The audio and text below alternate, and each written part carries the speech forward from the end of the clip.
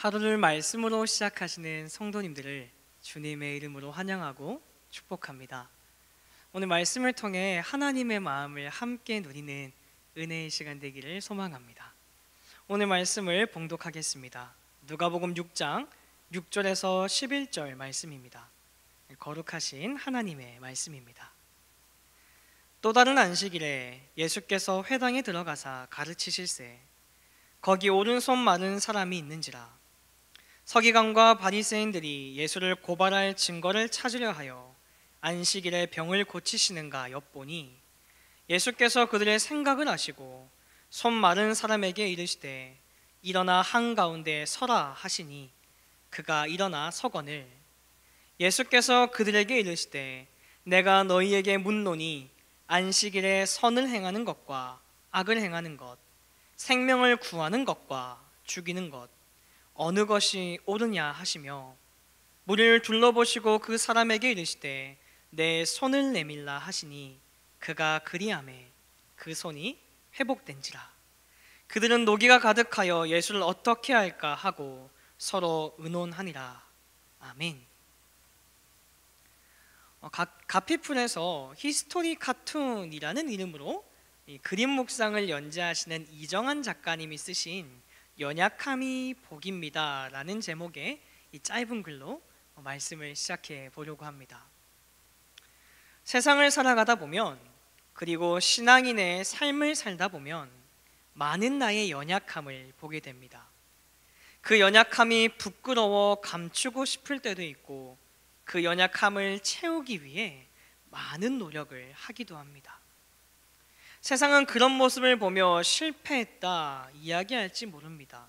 혹은 불행하다 이야기할 수도 있겠지만 그 연약함으로 우린 주님만을 바라고 그 연약함으로 우린 주님만을 의지하기에 우린 그 연약함을 복되다 고백합니다.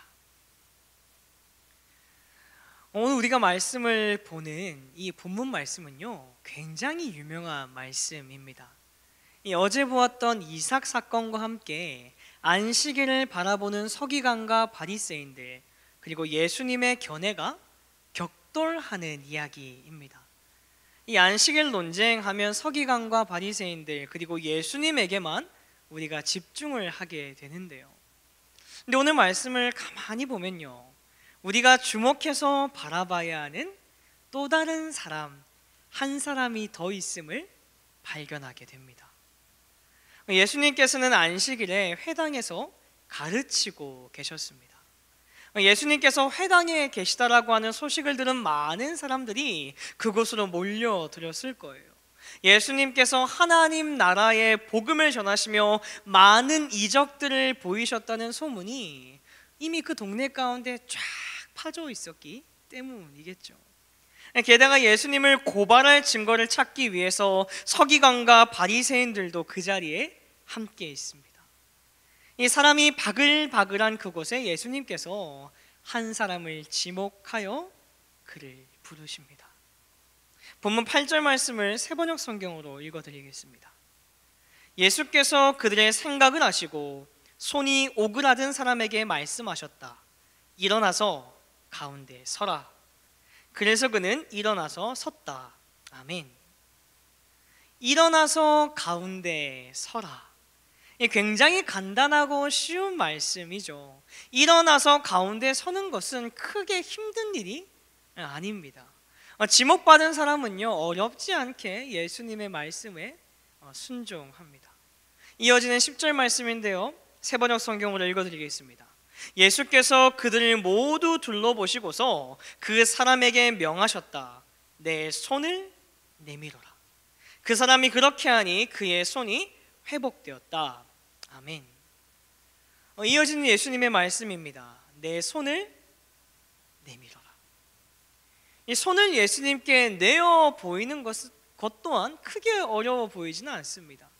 오히려 더 쉬워 보이죠. 일어나서 가운데로 내가 자리를 옮기는 것보다 그냥 있는 그 자리에서 손을 내미는 것은 훨씬 더 간단하고 쉬운 것처럼 보입니다. 자, 그런데요 성도님들, 예수님의 말씀을 들은 사람이 누구라고 이야기했었나요? 손이 오그라든 사람, 손 마른 사람입니다.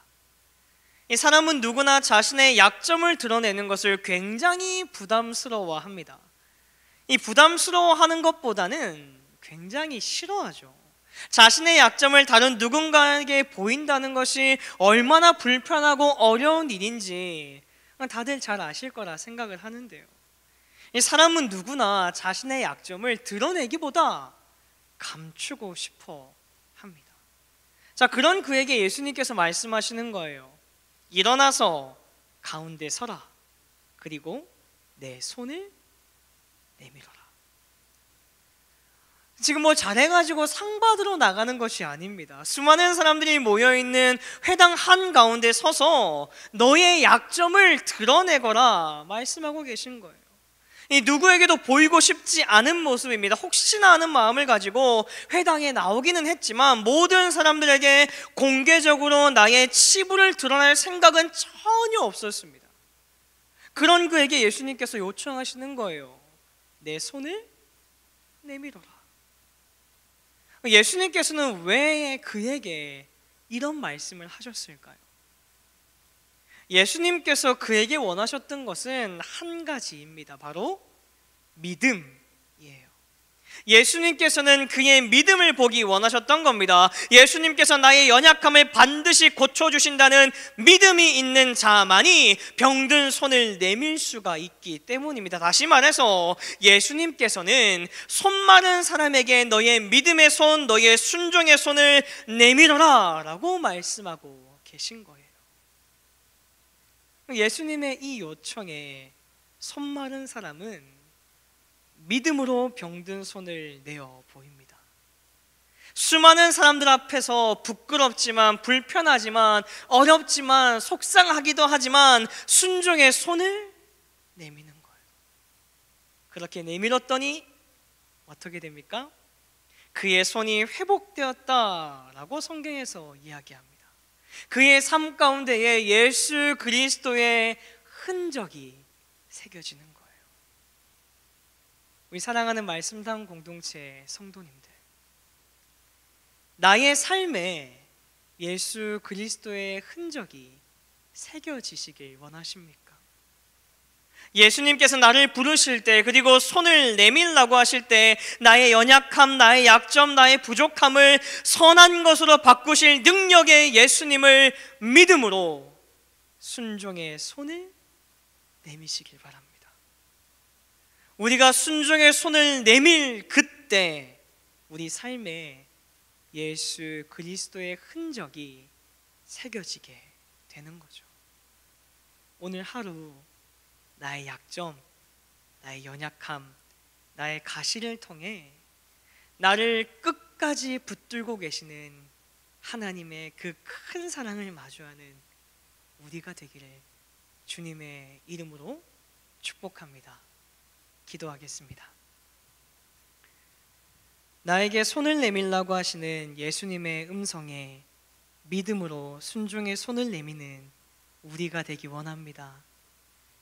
나의 연약함이 예수 그리스도의 흔적으로 변화되는 은혜를 경험하는 우리가 되게 하옵소서.